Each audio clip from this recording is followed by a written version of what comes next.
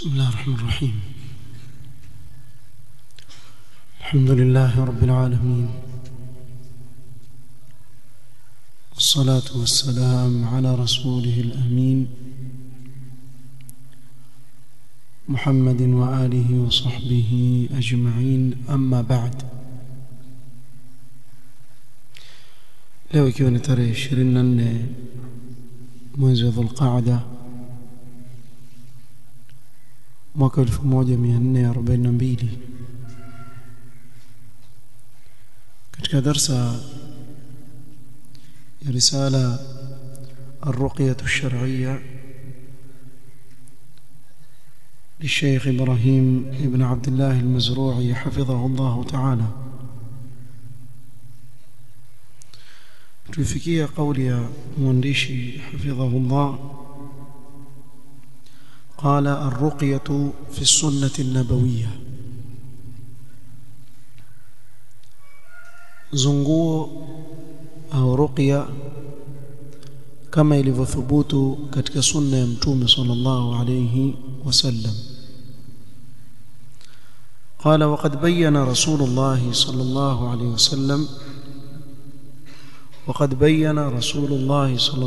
وسلم هذا الأمر لأن الناس يعرفون الرقى قبل الإسلام، ورخص فيها ما لم يكن فيه شرك.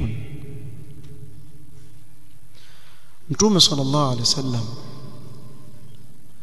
amelibainisha jambo la ruqya, zunguo, kwa sababu hili walikuwa watu wakilijua kabla ya Uislamu. Wakati wa jahiliya walikuwa wakifanya ruqya. Kwa ulipokuja Uislamu, Mtume sallallahu alaihi wasallam jambo akaliruhusu, lakini kwa sharti ma lam yakun fihi shirkun, kwa sharti isikuwemo ndani ya zunguo kama hilo ushirikina. Ushirikina uwezekana kuwa katika maneno yanayotumika kwenye zunguo kama lile, ikiwa ndani yake kwa mfano kutakuwepo jambo la kuomba msaada kwa siku Allah subhanahu wa ta'ala katika majini au malaika au wafu, hiyo itakuwa ni zunguo la shirki, haliruhusiwi. Au kwa kitendo, kwa mfano zunguo alafu ndani yake likaweka kumchinjia shetani, kumchinjia jini, au likawa na bid'a ndani yake, pia itakuwa ni makosa. Mtu azunguliwa atupiwa michele yahusiana nini na zunguo? Azunguliwa avunjiwa nazi kwa lipi? Azunguliwa atupiwa mtama kwenye njiwa huyo? Lakini wako watu wafanya vituko kama hivi. Kuna mtu azunguliwa itozunguo la mtele kisha arushiwa mchele, zunguo la mtama, nafaka hizo. Na wengine kwa jahadi walikuwa nao vunja sahani ya chai. Kwa nini wavunja sahani ya chai? Sema nuksi ndio inaondoka. Si ndio nuksi yenyewe hiyo? Sahani ya chai yatumika vizuri, wewe ivunda, si wewe ndio nuksi basi? Yaani kuna watu wengine vituko vingine wavifanya akili timamu pia. Wacha masala ya kuwa wewe hujui dini, akili timamu pia haikubali mambo kama haya. Kwa haya mambo anayoyaongeza ndiyo Mtume sallam ameyakataza, akatufundisha namna ya kufanya ruqya kisheria. فقال عليه الصلاة والسلام: اعرضوا علي رقاكم. Sahaba alipokuja, ya Rasulullah, tulikuwa tukizunguana wakati wa jahiliya, usemaje? Sema, nionyesheni ruqya zenu, hebu soma nisikie. La ba'sa birruqa, zunguo halina neno, ma lam yakun fihi shirkun, kwa sharti ndani yake kusiwepo nini? Ushirikina. والحديث رواه الإمام مسلم. بل رغب عليه الصلاة والسلام في الرقى المشروعة وقال Mtume sallama alihimiza zunguo la kisheria akasema man istata'a minkum an yanfa'a akhahu falyaf'al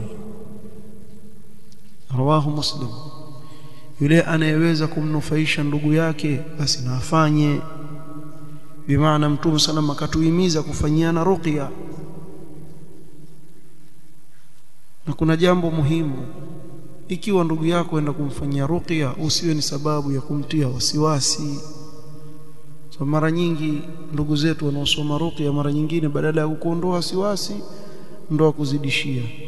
Kwa mfano amekuja mtu kwako na ugonjwa wa wasiwasi, ukimwona umuona na wasiwasi, sasa kama huyu anapokuja ni wewe umtulize moyo wake, wacha wasiwasi, hakuna mambo ya kawaida,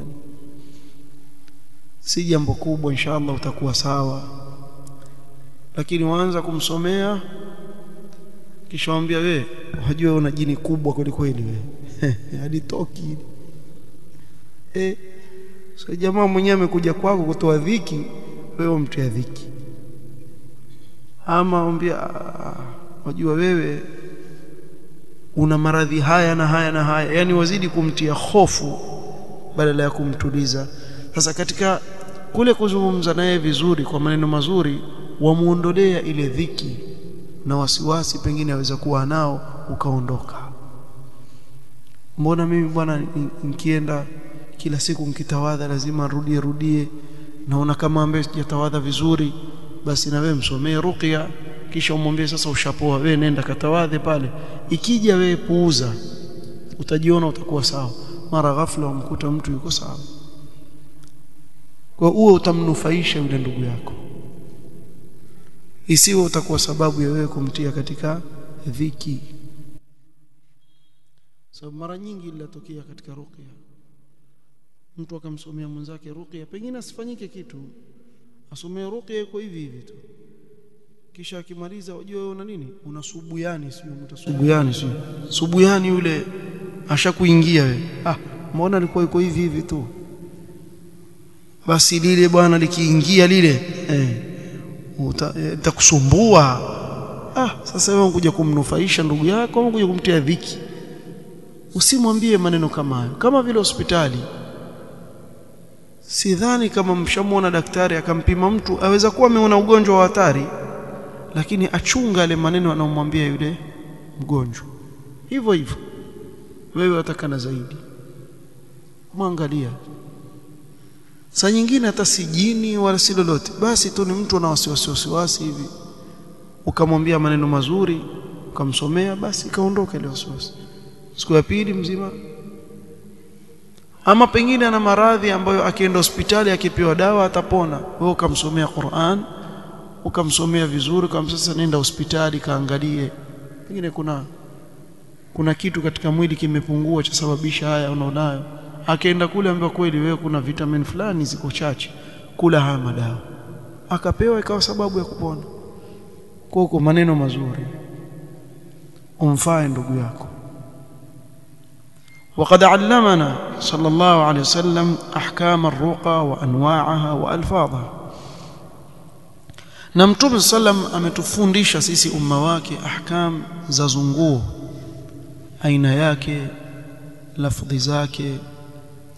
Wa min dhalika, na miongoni mwa kile kilichopokelewa kutoka kwa Mtume sallam kinachofungamana na zunguo, ana Aisha radhiyallahu anha qalat كان رسول الله صلى الله عليه وسلم إذا اشتكى منا إنسان مسحه بيمينه.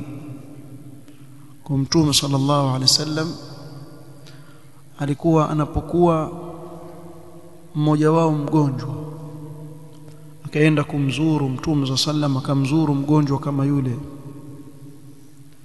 au akaletewa yule mgonjwa kwake, alikuwa akitumia mkono wake wa kulia hasa katika ile sehemu iliyo na maumivu, akimfanyia ruqya yule aliye na maumivu. Thumma qala, akisema maneno haya, adhhibil ba'sa rabban nas, adhhibil ba'sa rabban nas, ay أذهب المرض والشدة رب الناس أي يا خالق الناس ورازقهم ومدبر شؤونهم. ondoa maradhi ya Rabbi, muondolee ugonjwa, ewe muumba wa watu, unayewaruzuku watu na kuwapangia mambo yao. adhhibil ba'sa rabban nas, muomba Allah amuondolee maradhi yule mgonjwa. adhhibil ba'sa rabban nas washfi anta shafi la shifaa illa shifauka, ay ukarriru ad-du'a laka bishifaihi, nakariri kukuomba ya Rabbi, nakariri kukuomba dua umpe ponyo na shifa. wa anta wahdaka alqadiru alayhi, na wewe peke yako ndiye muweza, unayeweza kumuondolea maradhi yake huyu mgonjwa. fashifau alhaqiqi min 'indi Allah subhanahu wa ta'ala, ile ponyo ya kikweli yatokamana nani? na Allah subhanahu wa ta'ala. وتدبير الطبيب ونفع الدواء لا يؤثر في المريض إلا إذا لم لا يؤثر في المريض إذا لم يقدر الله تعالى الشفاء. na daktari ama madawa yale anayotumia mwanadamu anapokuwa mgonjwa, ikiwa Allah subhanahu wa ta'ala hakukadiria kupona yule mgonjwa, hayatuathiri chochote. Angalia madawa yale yale akapewa mwingine akapona akatembea, na madawa yale yale akapewa mwingine akaendelea kuanguka katika maradhi yake mpaka akafa, kwa sababu manufaa ya zile dawa na yule daktari ni mpaka atakapotaka nani? Allah subhanahu wa ta'ala. Ndio hapa Mtume sallam akasema katika dua, washfi anta shafi, ni Allah peke yake ndio anayeleta ponyo. Usidanganywe kuna kaburi ukiumwa na kichwa uenda kumuomba maiti pale atakuondolea headache. Hakuna kitu kama hicho, hawezi kufanya chochote. Na sababu lazima iwe sababu ya kisheria. Ile sababu unayoitumia lazima iwe ni sababu iliyokubalika kisheria. Sababu hawa pia wana shubha, wakwambia mbona wala panadoli? Kwa sababu ile ni sababu ya kisheria, kwa tajruba yajulikani sababu ya kisheria, madaktari wameipima kaona ni dawa, kwa uwezo wa Allah yasaidia. Sasa nyinyi mlipima vipi kaburi fulani lile ni dawa ya headache ama ile ni dawa ya malaria? Nyinyi mweza kushtuka kule Hadramaut kuna mahali kuna makaburi ya kila maradhi. Pale ugonjwa wa tumbo, pale ugonjwa sijui nini, pale sijui ugonjwa nini. Khalas iftahun saidalia, haina haja ya kuwapa watu panadoli sijui nini. Fungueni chemist ya makaburi. Sasa akija mtu apewa karatasi, nenda pale dawa yako. Akija ya kadhaba ya fajara. Hawa jamaa wacheza na itikadi za Uislamu bure bure tu, mtu apotea. Sallallahu alaihi wasallam. Almuhim,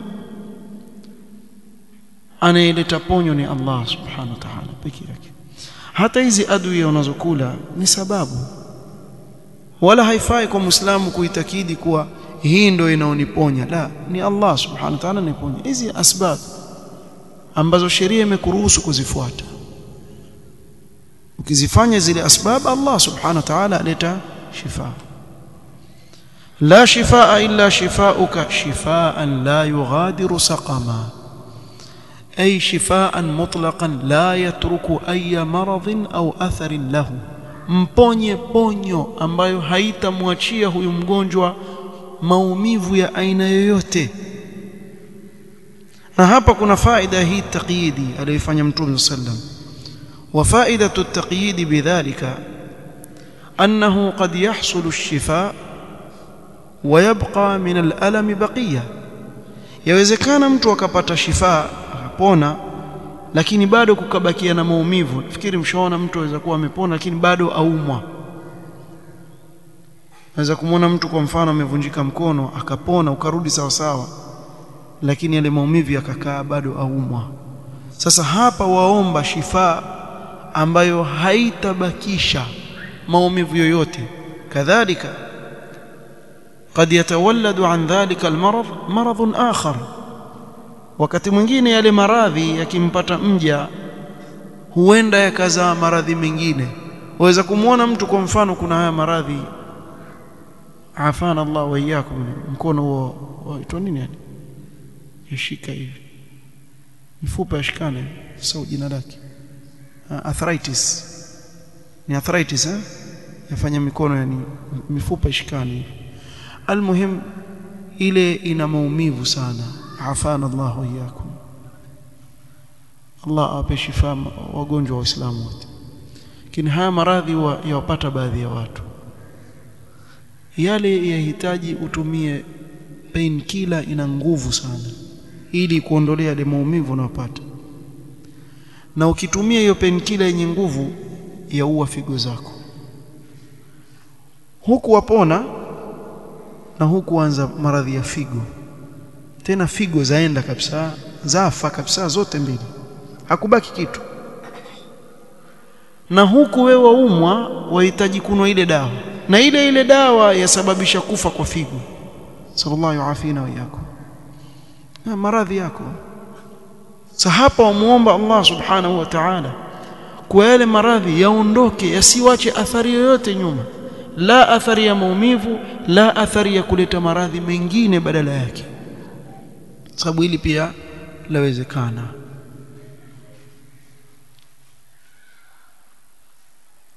والحديث رواه الإمام مسلم.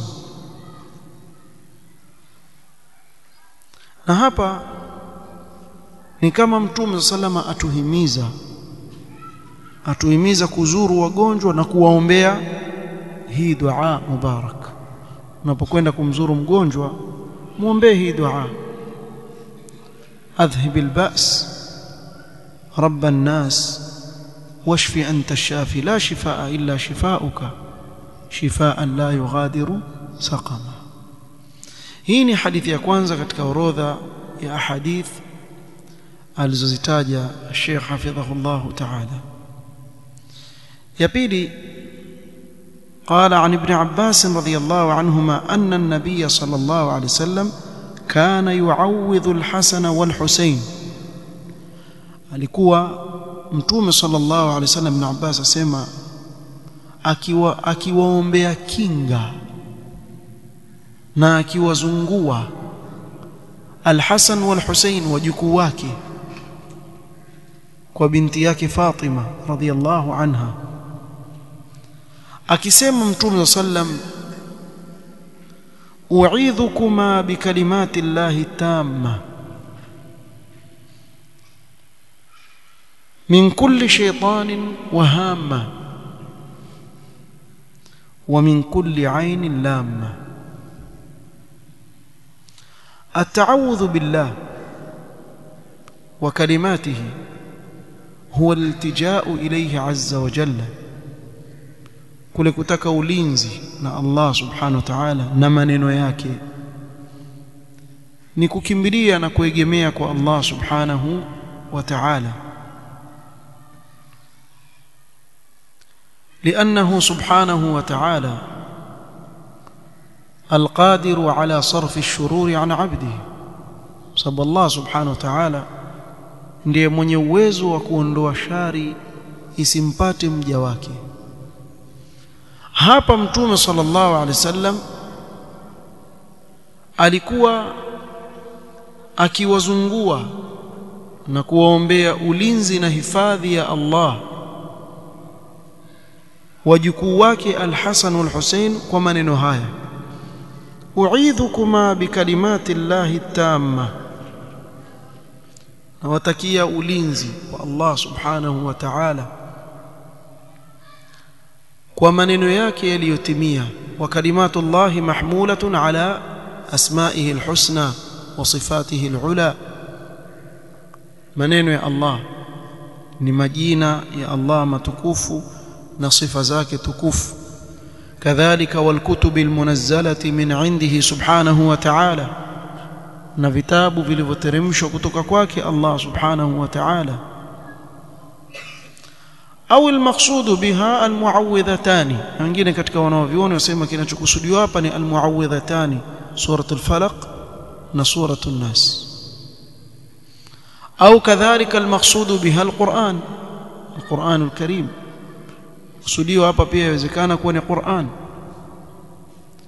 Kwa hivyo u'idhukuma bikalimati llahi, na hapa kuna dalili ya kuwa maneno ya Allah ni sifa yake wala sio makhluq, sio viumbe.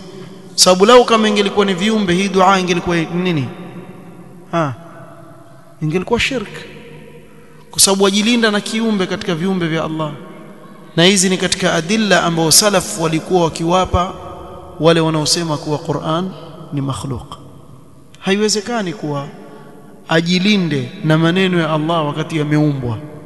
Bila shaka maneno ya Allah ni sifa katika sifa zake Allah subhanahu wa ta'ala. U'idhukuma bikalimati Allahi at-tamma. Wat-tamma sifatun lazimatun likalimati Allahi azza wa jalla. Hii ni sifa ambayo daima yalazimu maneno ya Allah subhanahu wa ta'ala. Ay al-kamilatu al-khaliyatu min an-naqs, maneno ambayo ni kamili, hayana upungufu wa aina yoyote. Au an-nafi'a, kadhalika yaweza kubeba maneno yaliyo na manufaa, au shafia au al-mubaraka, maneno ambayo ni shifa yenye baraka. من كل شيطان وهامة، أي من كل شيطان إنسيا كان أو جنيا. نواتكيني الله أويفاذنا كواليندا كتوكمانا نكيل شيطاني كتك واتو نشيطاني كتك مجيني، الله أويفاذي. وهامة، والهامة هي كل ما له سم، كلا مدود أمباي أنا سوم. وقيل إن الهوام حشرات الأرض، ودود والأرض، ودود ambao huuma katika sumu kama nyoka, nge, tandu na wengineo.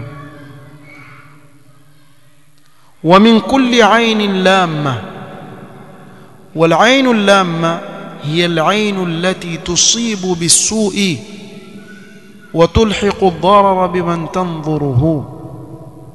Jicho baya. Kuna watu wana jicho, wakiwaangalia wengine basi yaweza kuwa sababu ya yule mtu kupatwa na madhara. Kijicho, jambo laweza kutokea, jicho liko huweza kuona jambo limetokea ukawa huoni sababu yake nini. Subhanallah, yani inaweza kutokea ukashangaa hii vipi, wajaribu kutafuta ile sababu ya kile kitu kutokea, huipati. Kumbe ni mtu jicho lake alipoona hakusema mashaallah, hakusema Allahumma barik kabarik, ama wewe mwenyewe ukusema mashaallah kwa kile kitu ambacho Allah amekupa. Laula dakhalta jannataka qulta mashaallah la quwwata illa billah. Yawezekana mtu mwenyewe akapiga jicho kitu chake, sio baba ama mama aweza kumpiga jicho mtoto wake, akatafuta dawa kumbe yeye ndio sababu. Mwisho wa kwisha mtu yudhurika na sababu ni wewe. Tujizoeshe katika ndimi zetu kuombea baraka ndugu zetu. Ukiona kitu sema Allahumma barik lahu, jizoeshe sana. Masha Allah, Allahumma barik zaidi. Na mtume sasa falio barik, au muombee baraka ndugu yako. Kila ukiona muombee baraka ndugu yako. Na hii hadithi, maneno haya mtume sallam aliyokuwa akiwa zungua nayo wajukuu wake, ndio jawabu ambalo wengi katika wazazi wauliza, nikitaka kuombea ulinzi watoto wangu nifanye nini? Watoto wachanga wadogo, mwambie tu u'idhuka bikalimati Allahi tamma min kulli shaytanin wa hamma wa min kulli ainin lamma. msomee mtoto, si kuvalisha vikuku mguuni. Umeona mtoto atembea na chuma mguuni, mpaka wengine wanzito atembea kama Wrangler vile, kuliko tumuita Wrangler, sijui mumuiteje. Kuna nini baba? Asema hiki chuma cha muhifadhi. Baba wewe, chuma umekiokota wewe, kije kimuhifadhi mtu. Akili zenu nzima nyinyi jamani? Ama mwingine waje kumpata mtoto amefungwa makamba irizi kwenye mkono ama kwenye kiuno. Hizo irizi zitamsaidia nini huyo? Hizi za hifadhi. Irizi yenyewe imefungwa na kigozi. Kwa nini ni mfungwa na kigozi? Mwajua kwa nini irizi yafungwa na kigozi? Tena kigumu kweli, yashonwa alafu ili isiharibike, sio ihifadhike pale ndani. Sasa ikiwa hirizi yenyewe haikuweza kujihifadhi yenyewe mpaka imfungwa na kigozi, itakuhifadhi wewe? Yenyewe haikujihifadhi yenyewe, ile hirizi nchorwa ikatiwa kwenye kigozi ikashonwa. Kisha msiwasikilize wa makhurafi, watawatia kwenye mashimo ya moto wa jahannam. Nani anasema kuwa haifai kufunga hirizi? Wasikiza wa mawahabi? Achana na mawahabi hawa. Si mawahabi, ni Mtume Muhammad sallallahu alaihi wasallam ndio asema hivyo, man allaqa tamimatan faqad ashraka, mwenye kuangika hirizi amemshirikisha Allah subhanahu wa ta'ala. Sio ni shirk. Na kuna wengine wanazo nyingi kweli, utafikiri ataka kuruka kama mbao amebandika kwenye mkono, akisimama hivi akiketi waweza kumwona mkono wake umfura hivyo, kafikiria mbouncer. Si bouncer, ana mairizi kweli hapa chini ya makwapa ameweka hapa, akitembea hivi. Subhanallah, ايش hadha?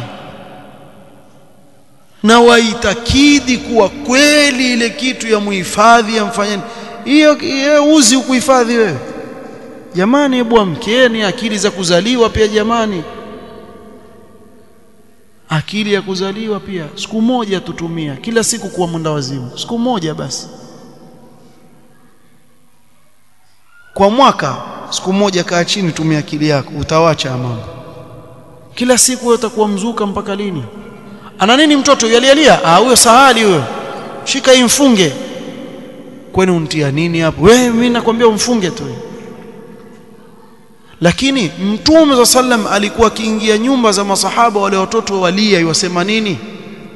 Urquhum, wasomeni ruqya yao. Pengine ni jicho hilo wakisomewa ruqya. Hivi ndivyo Mtume sana matufundisha. Hama khurafi watuambia tuwafunge irizi, hawa watuambia twende tukamshirikisha Allah. Kisha mtoto mkitaka ahifadhike nifanye nini? Tuona Mtume salama kumbe anatufundisha bwana, u'idhukuma bikalimati llahi tamma min kulli shaytanin wa hamma wa min kulli ainin lamma. Kumbe alikuwa akifanya hivi. Wasemaje shekhi? Funga irizi. Wewe vipi wewe? Mtume sallam afanya hivi, wewe afanya vile. Tuambie ni lipi ya kutufundisha Mtume sallam? Sikia maneno yake yule jamaa wahabi yule, fidhuli yule. Jamani, mwatia watu kwenye ushirikina, si sawa hivyo jamani. Muna hisabu kesho mbele ya Allah kubwa. Mtume wetu sallam atufundisha hivi, kulia nyi mwenda kushoto. Si hivyo yote haya, uongo. Usikubali. Wewe shikamana na hii dua na Allah atawahifadhi watoto wako. Allahu khairun hafidhan wa huwa arhamur rahimin. Si rizi wala sinini hapa, ni Allah khairun hafidhan wa huwa arhamur rahimin subhanahu wa ta'ala. Atakulia vipi mtoto? Mbona tuwalea watoto mpaka wakubwa hawavai mahirizi, hawavai upuzi wote uchafu huo, na wazima wanalote la wapata? Alhamdulillah, Allah yuwahifadhi. Kila siku asubuhi msomee mtoto wako hii dhikr, msomee, Allah atamuhifadhi. Na hivi ndivyo walivyokuwa akifanya nani? Ibrahim alayhi salatu wassalam. Na hili Mtume sallama pia alikuwa akiwataja, inna abakuma, yani Ibrahim alayhi salatu wassalam kana yu'awwidhu waladayhi Ismaila wa Ishaqa bihadhihi alkalimat. Angalia raha, kumbe toshikana na Ibrahim alayhi salam. ambaye ndiyo babu yao wa juu kabisa, Al-Hasan wal-Hussein, kama alivyowaambia Mtume sallam, alikuwa akiwafanyia hivi watoto wake Ismail na Ishaq. Wajawe na mairizi yako bwana, mtu avaa mairizi, wavaa sijui vituko gani, wengine sijui ambiwa kunwa hii, wengine kula hii, wengine fanya hivi. Hirizi ukiangalia ndani zimechorwa nyota majina ya mashetani ndani imechorwa. Ukimwekea mtoto hivi atalala. Labda pengine wewe wampa maziwa na gesi, mpeleke hospitali akaangaliwe mtoto, labda na matatizo, peleke akafanywe matibabu, alafu msomee Qur'an, msomee suratul Falaq, suratul Nas. Mtu si lazima usome sura kubwa labda ujihifadhi, sio? Hizi tu ambazo ndio zenyewe hizi, suratul Ikhlas, suratul Falaq, suratul Nas, sumayatul Kursi, suratul Fatiha. Hizi ambazo kila mtu amezihifadhi zatosha, ni Qur'ani na ni dawa. Asije kupelekeni mtu kwenye mairizi, muongo huyo. Sivyo alivyofundisha Mtume sallam. Usikubali, atakutia kwenye ushirikina huo, kesho uende motoni wewe ukakae milele, wal iyadhu billah. Chunga sana. Hivyo amkeni Waislamu. Tutakwambia madalilu ala dhalika, hii ndio silaha kubwa wewe tembea nayo, dalili bwana. Kisha akiitoa dalili pia usimsikize yeye tu, nenda kaulize wanaojua katika watu wa sunna. Yule bwana nilimwambia atoe dalili akaitoe, utakuja kushtuka ameitunga. Mimi na kaida nzuri sana huambia jamaa, akhurafi is always guilty until proven innocent. Siuelewa? Si kule kwenye sheria wasema mtu ni innocent until proven guilty. Khurafi ni guilty until proven innocent. Yani akisema kitu wejue muongo, mwanzo uchunga muongo. Yani sadaqaka wa huwa kadhub. Kwa hivyo mwanzo mpaka uende na Abu Huraira, mwanzo alichukua ile maneno yule bwana, hakuyachukua, alikwenda kwa nani? Kwa Mtume sallam, akauliza akamwambia sadaqaka wa huwa kadhub. Na wewe toka pale nenda kwa mtu wa sunna, muulize hivi yule khurafi ananipa hii dalili kweli? Ikiwa ni kweli utaambiwa sadaqaka wa huwa kadhub, lakini ikiwa si kweli utaambia hankudanganya yule.